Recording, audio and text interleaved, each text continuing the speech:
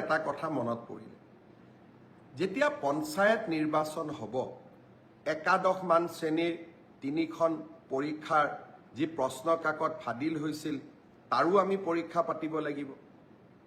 পৰহি দিনাখন মই 29 তাৰিখে মই দুধনৈত গৈছিলোঁ দুধনৈত এগৰাকী ছাত্ৰীয়ে মোৰ ওচৰত আহি ক'লে যে মামা উচ্চতৰ মাধ্যমিক দ্বিতীয় বৰ্ষৰ বাবে প্ৰস্তুতি হোৱাৰ সময় এতিয়া যদি আমি একাদশমান শ্ৰেণীৰ পৰীক্ষাটোলৈ চিন্তা কৰি থাকো আমাৰ হায়াৰ ছেকেণ্ডাৰী দিবৰ বাবে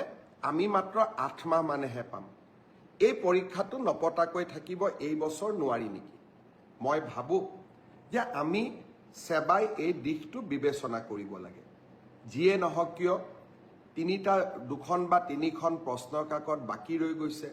আৰু পৰীক্ষাটো যদি এপ্ৰিলৰ শেষত বা মে'ত আমি অনুষ্ঠিত কৰোঁ ল'ৰা ছোৱালীবিলাকো টেনশ্যনত থাকিব আৰু তেওঁলোকে দ্বাদশমান শ্ৰেণীৰ বাবে নিজক প্ৰস্তুতিও কৰিব নোৱাৰিব মই ভাবোঁ যে একাদশৰ পৰা দ্বাদশ শ্ৰেণীৰ পৰীক্ষাটো যিহেতু পাছ আৰু ফেল নাই সেইবাবে সেবাই এই বছৰ বাকি ৰৈ যোৱা প্ৰশ্ন কাকতখিনিৰ ওপৰত পৰীক্ষা নাপাতিলেও হ'ব অহা বছৰ আমি একাদশমান শ্ৰেণীৰ পৰীক্ষাটো কেনেকৈ কঠোৰভাৱে নিয়ন্ত্ৰিতভাৱে পাতিব পাৰোঁ তাৰ বিষয়ে আমি আলোচনা কৰিম আৰু যিসকলে প্ৰশ্ন কাকত ফাদিল কৰিলে তেওঁলোককো আমি কঠোৰ শাস্তি বিহিম কিন্তু কোনোবা দুই এজন দুৰ্বৃত্তৰ বাবে গোটেই ছাত্ৰ ছাত্ৰী সমাজখন তেওঁলোকে টেনশ্যনত কিয় থাকিব লাগে তাৰ যুক্তিও নাই আনহাতে পঞ্চায়ত নিৰ্বাচন অনুষ্ঠিত হ'ব মে' মাহত আমি পৰীক্ষা পাতিলে ল'ৰা ছোৱালীবিলাকে দ্বাদশমান শ্ৰেণীৰ বাবে কেতিয়া প্ৰস্তুতি কৰিব মই আমাৰ স্কুল এডুকেশ্যন বৰ্ডক অনুৰোধ কৰিম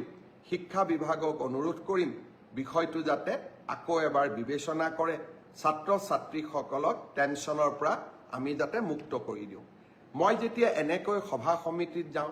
হঠাতে লগ পোৱা জনসাধাৰণে কোৱা কথাবোৰ মই খুবেই গুৰুত্ব দিওঁ কাৰণ মুখ্যমন্ত্ৰী হ'লে সকলো কথা জানিব নোৱাৰি যেতিয়া আমি গাঁৱত যাওঁ চহৰত যাওঁ সৰ্বসাধাৰণ মানুহক কথা পাতোঁ তেতিয়া আমি নিজৰ ভুলবিলাকো নিজে বুজি পাওঁ আমি আমাৰ আঁচনিবিলাক সংশোধন কৰিব পাৰোঁ আৰু জনগণৰ সেৱাত আমি কাম কৰিব পাৰোঁ আমি দিছপুৰত বহি থাকিলে একাদশমান শ্ৰেণীৰ ছাত্ৰ ছাত্ৰীসকল যিসকলে হায়াৰ ছেকেণ্ডাৰী পৰীক্ষা দিব লাগিব ফাইনেল ইয়াৰৰ জীৱনৰ আটাইতকৈ মূল্যৱান পৰীক্ষা তাৰ হয়তো আমি বেদনা বা তেওঁলোকৰ অনুভৱবোৰ বুজিবই নোৱাৰিলোহেঁতেন দুধনৈত গৈ মোৰ ভাগিন ছাত্ৰীজনীৰ মুখেৰে শুনা কথাখিনি মোৰ মনত লাগিল যে ই যুক্তিৰ ওপৰত প্ৰতিষ্ঠিত সেবাই নিশ্চয়